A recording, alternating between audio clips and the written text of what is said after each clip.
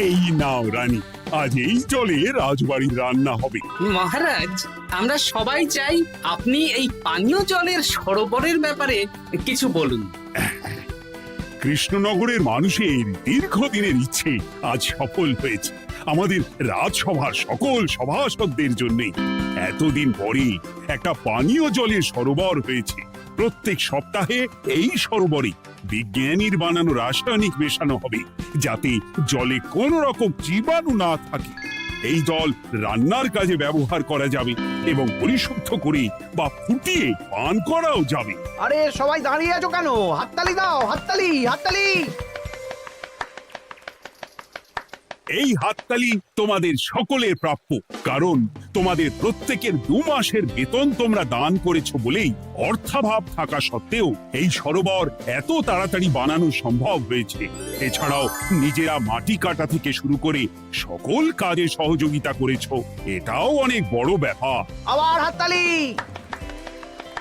মহারাজ, এই আনন্দে কি খাওয়া দাওয়া হচ্ছে? খাওয়া বিশ্রাম সব হবে। আমি আর রানী একটু সমুদ্রে ঘুরতে যাব, তাই আগামীকাল থেকে 1 সপ্তাহ রাজসভা ছুটি। তোমরা নিজেদের মতন আনন্দ করো, বিশ্রাম নাও। টানা 1 সপ্তাহ ছুটি? হ্যাঁ, টানা 1 সপ্তাহ। কি আনন্দ! এবার হাত পা ছড়িয়ে শুধু আয়েশ করব। আমিও এই কদিন অনেক থকল গেল। এটা চাই ওটা চাই, তারপর সব মালপত্র বাবা, মাটি স্থানান্তরিত করা, সব কাজ করেছি। এবার বিশ্রামটা চাই। কি বলো গোপাল? হ্যাঁ, ঠিক বলেছো সেনাপতি। তবে আমি আমার ব্যায়ামটা কিন্তু চালিয়ে যাব। সে চালাও, শরীরটা ধরে রাখতে হবে তো।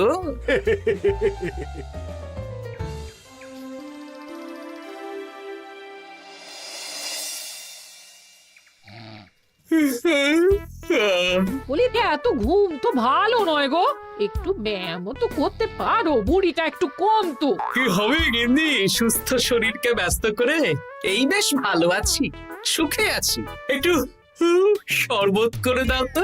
নিজেও তো করে নিতে পারো। আচ্ছা, গিন্নি মানে কি? কি? গৃহিণী, অর্থাৎ যে গৃহের কাজ করবে। আমি যদি ঘরের কাজ করতাম তাহলে তুমি আমাকে গিন্নি বলে ডাকতে। ব্যাপারটা কি ভালো শোনা তো? শরবতটা বানাও দেখি। লোকটার যেন আর তর্স হয় না।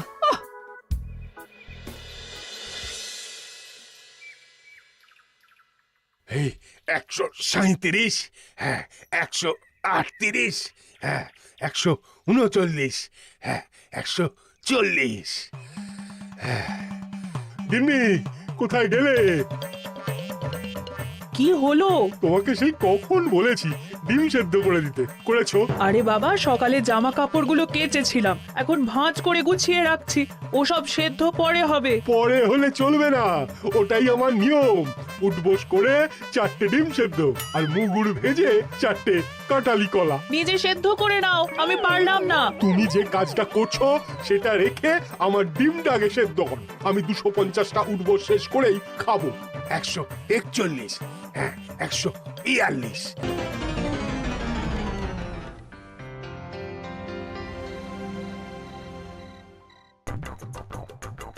ও গিন্নি, তোমার পিঠে একটু সুড়সুড়ি দিয়ে দাও তো। আমি এখন সন্ধে দেব, ওসব সুড়সুড়ি টুসুড়ি দিতে পারবো না বাপু। তুমি তুলতুলে হাতে সুড়সুড়ি দিলে ঘুমটা তাড়াতাড়ি চলে আসবে।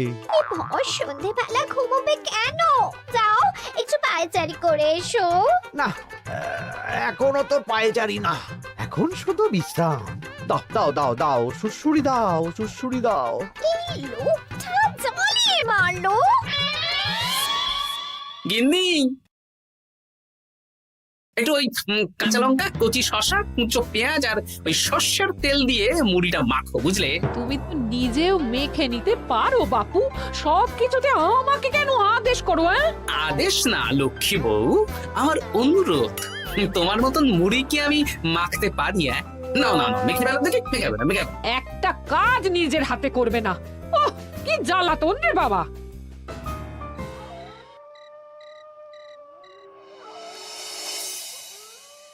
তরকারিটায় নুন একটু কম হয়েছে, বুঝলে গিন্নি? একটু ওই নুনটা দাও তো। এই সামান্য ব্যাপারে এত রাগ করার কি আছে?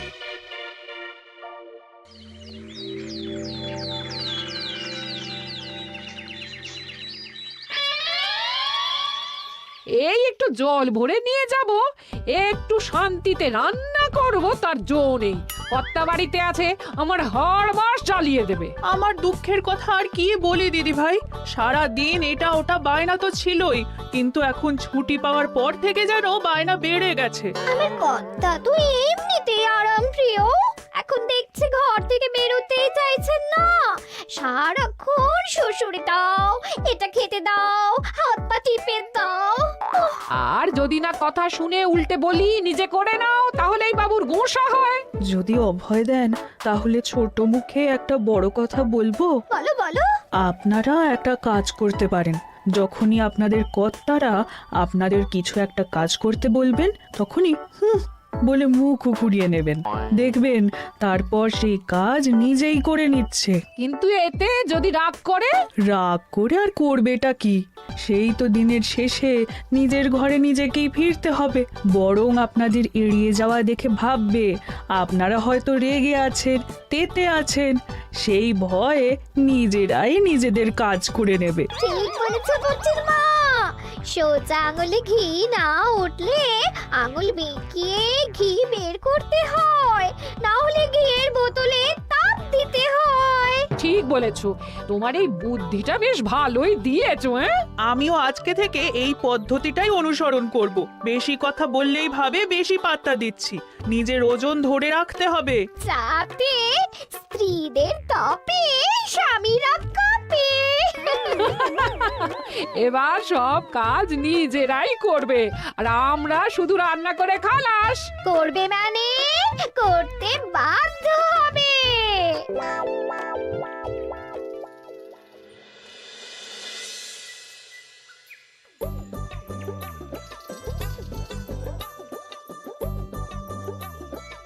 কই গো গিন্নি, বাজারের থলেটা ধরো। উফ, বাবারে বাবা, কি গরম, চাবিটা ফেটে গেল গো।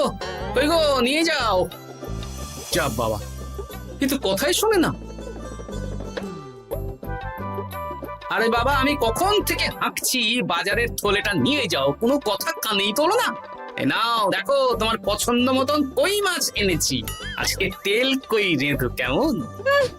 ওর কি, আমি স্নানে গেলাম, ভালো করে কষিয়ে রান্না করবে, হ্যাঁ, দুপুরে পেট ভরে খাবো। হ্যাঁ, এই তোমায় কি হুহু রোগে পেয়েছে নাকি? হ্যাঁ, যাই বলি তাতেই একটাই উত্তর, হুহু।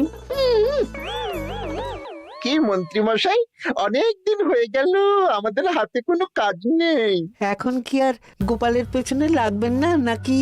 দূর, অনেক তো পিছনে লাগলাম, কিন্তু ফলের ফল তো কিচ্ছু হলো না, উল্টে আমার বদনাম হলো আর তোরাও ফেসে গেলি। তাই আর না। তাহলে এখন কি হাত গুটিয়ে বসে থাকবেন? এখন সুস্থ শরীর ব্যস্ত করতে চাইছি না, বুঝলি? পুজো ছাড়া তো সেইভাবে বড় ছুটি পাই না, কিন্তু অনেক বছর পর এক সপ্তাহ টানা ছুটি পেয়েছি, তাই এই ছুটিটা খেয়ে দিয়ে আয়েশ করে উপভোগ করতে চাই। বাহ, বেশ টাটকা ফল এনেছেন তো। খাবি? আপনি খাওয়ালে আমরা আবার না করতে পারি নাকি? দাঁড়া, তোদের গিন্নিমাকে বলছি কেটে দিতে। কই গো, শুনছো? কই গো? গিন্নিমা তো কোনো সাড়াই দিল না, তাই তো দেখছি। দাঁড়া, আমি রান্নাঘরে গিয়ে বলে আসি।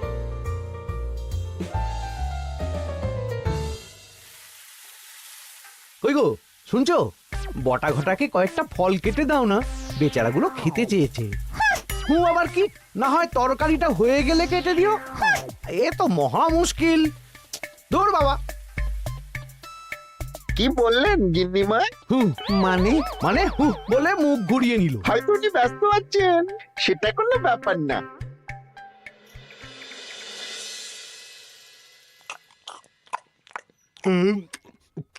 সত্যি তোমার হাতের রান্নায় জাদু আছে। হ্যাঁ, বাহ বাহ। কি হলো গো? হ্যাঁ, সকাল থেকে মুখে কুলু পেটে বসে আছো কেন? তোমার কি কিছু হয়েছে?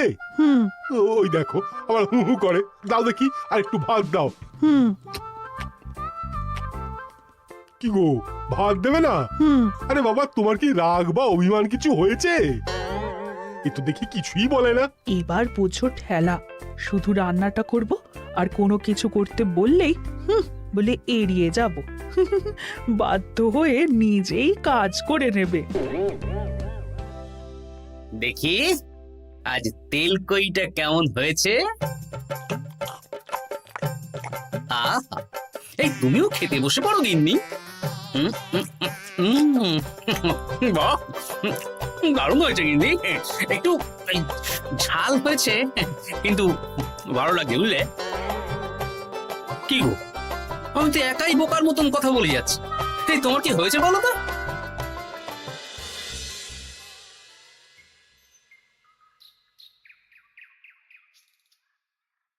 গিন্নি, মুদিখানা থেকে মাসকাবারি সব নিয়ে এসেছি। এবার জায়গার জিনিস জায়গায় ভরে ফেলো তো। কি হলো গো, ভরবে না? কি গো, রাগ করেছো আমার ওপর? নিচে নিচে ভরো ভরো নিচে।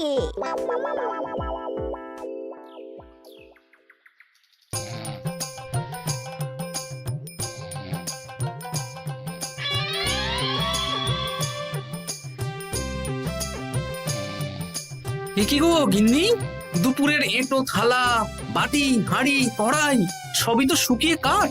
এগুলো মাজবে কখন? আরে, এই কি শুরু করেছো বলো তো? শুধু হু হু করে যাচ্ছ। কিছু জিজ্ঞেস করলে হয় চুপ করে আছো, নয়তো হু হু বলছো। বাসনগুলো মাজবে না? হ্যাঁ, রাতে রান্না বান্না করবে না নাকি? আরে, এ তো আজব ব্যাপার। না, আমাকেই দেখি বাসনগুলো মেজে ফেলতে হবে। বাড়িতে তো আর 5টা দাস দাসী নেই।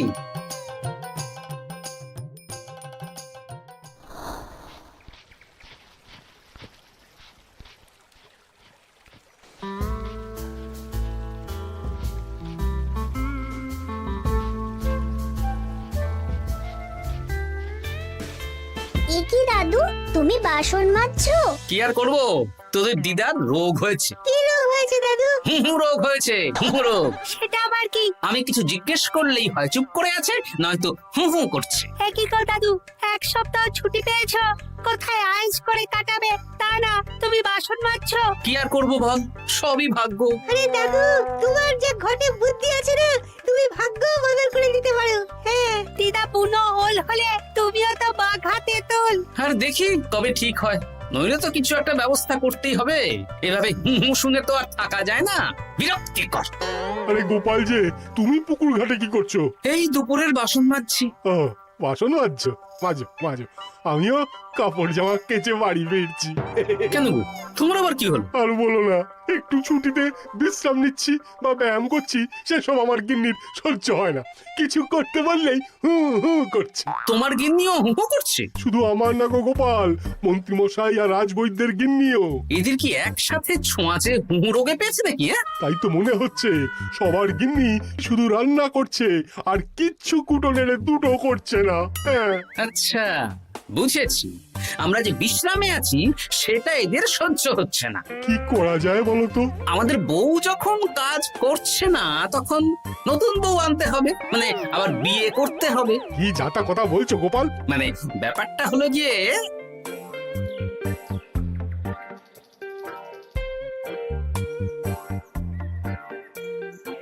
হ্যাঁ, দারুণ বুদ্ধি। তুমি এক কাজ করো, মন্ত্রী মশাই আর রাজবৈদ্যকে এই বুদ্ধির ব্যাপারটা জানিয়ে দাও। আর কাল বিকেল বেলা থেকে আমাদেরও হুহু রোগ শুরু হবে, কেমন? বেশ বেশ।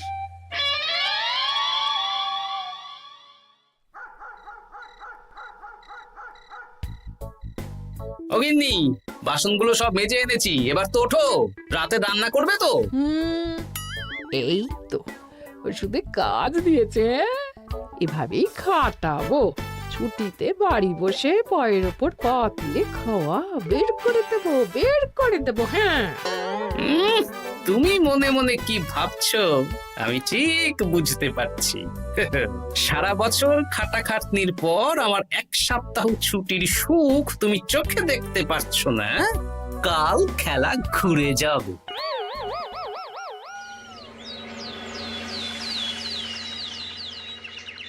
আজ থেকে আমার আর কোনো উপকার তোমাকে করতে হবে না গিন্নি, আমি নিজের ব্যবস্থা নিজেই করে নেব। হ্যাঁ,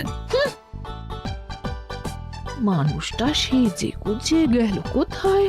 হ্যাঁ, চললাম। কোথায় যাচ্ছি? গলায় মালা, এত সাজগোজ, কি ব্যাপার? বাবারে বাবা, আতরের গন্ধে ঘরটা ম ম করছে। এলাম। হুম।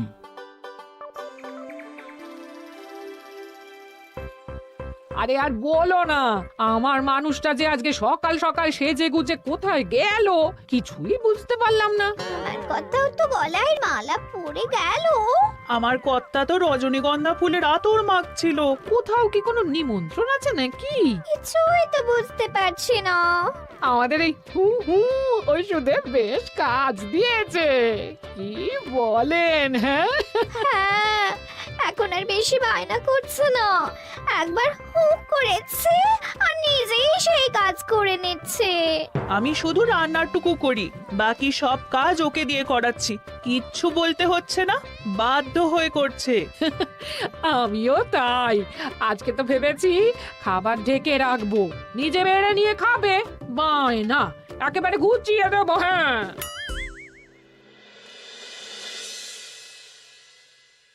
সকাল থেকে সন্ধে হয়ে গেল, বাড়িতে এখনো এলো না। মানুষটা কোথায় গেল রে বাবা? এসো এসো নতুন গিন্নি, এসো। আজ থেকে তুমিও এই সুখের সংসারের সমান অংশীদার। এই এই এই এই এইটা কে? হ্যাঁ? তুমি একটু ওপর পড়ে এসেছো কেন? হ্যাঁ, নতুন গিন্নি, তুমি আমার পুরনো গিন্নির কথায় বেশি কান দিও না। আমি যা বলবো তাই শুনবে। তুমি আমার জন্য রান্না বান্না করে দেবে তো? আমি একটু একটু বায়না করব, সব শুনবে তো? তুমি বিয়ে করেছো? ও মা গো, আমার কি সর্বনাশ হলো গো!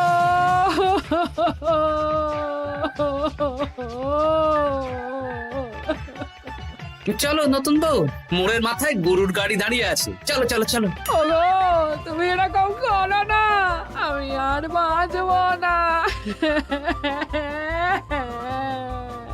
কেন এত কষ্ট দিচ্ছ? সামান্য হু করার জন্য আরেকটা বিয়ে করলে? আমাকে পিঠে সুড়সুড়ি দিয়ে দেবে তো গো নতুন বউ? এটা কি? এ কি হলো? আমার বন্ধু বান্ধবরা এলে তাদের একটু ফল জলখাবারের ব্যবস্থা সব তুমি করবে তো? ও মা গো, এ কি সর্বনাশ হলো আমার! এই আমার সাথে এটা করতে পারলে আমি কি অপরাধ করেছি? দেখো, ঘরের কাজ আর আমার একটু আধটু বায়না, এগুলোই তোমাকে সামলাতে হবে, বুঝলে? তাহলেই তোমাকে রানী করে রাখবো, কেমন? এই, এটা কে? আমি বেঁচে থাকতে তুমি আবার বিয়ে করলে? ওর কথা শুনো না, তুমি আমার দুয়ো রানী। এ তো দেখছি বড্ড কান্নাকাটি করছে। চলো দুয়ো রানী, আমরা কদিন একটু ঘুরে আসি। চলো, এখনই যাবো। না না না, আরে ওর কথা শুনো না, আমরা ঘুরবো। মোড়ের মাথায় গরুর গাড়ি দাঁড়িয়ে আছে, চলো চলো।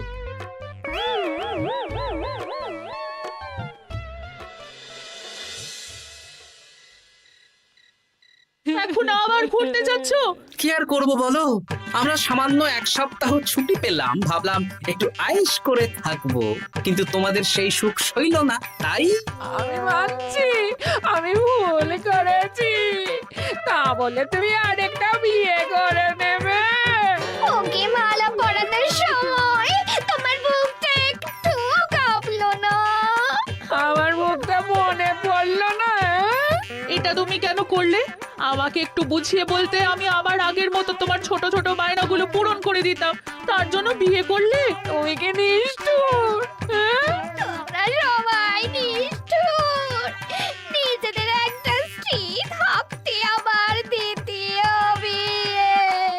কি আর করবো, স্বামীর সামান্য আবদার স্ত্রী না রাখলে তো কোনো সংসারই সুখের সংসার হতে পারে না। অগত্যা এখন তোমরা যদি কথা দাও যে আগের মতন আমাদের ছোট ছোট বায়নাগুলো সামলাবে, তাহলে নতুন বউকে ওদের বাড়ি পাঠিয়ে দেব, আর আবার আমাদের পুরনো সংসার, সুখের সংসার ফিরে আসবে। সত্যি? হ্যাঁ, বেশ কথা দিলাম। দাও দাও মুখ পুরীকে বাড়ি পাঠিয়ে। মুখ পুড়ি নয়, পোড়া। এই যে সভাকবি, ঘোমটাটা তোলো তো। কটা ঘোমটা তোল। ঘটা, ভোলা, তার মানে তোমরা কেউ বিয়ে করোনি? না, তোমাদেরকে পথে আনার জন্য একটা ছোট্ট বিয়ের অভিনয় করলাম। আচ্ছা, এবার তো অভিনয় বুঝে গেলাম। এবার যদি তোমাদের বায়না না রাখি, তাহলে সত্যি সত্যি আমাদের বিয়ে করতে হবে। নয়, হ্যাঁ।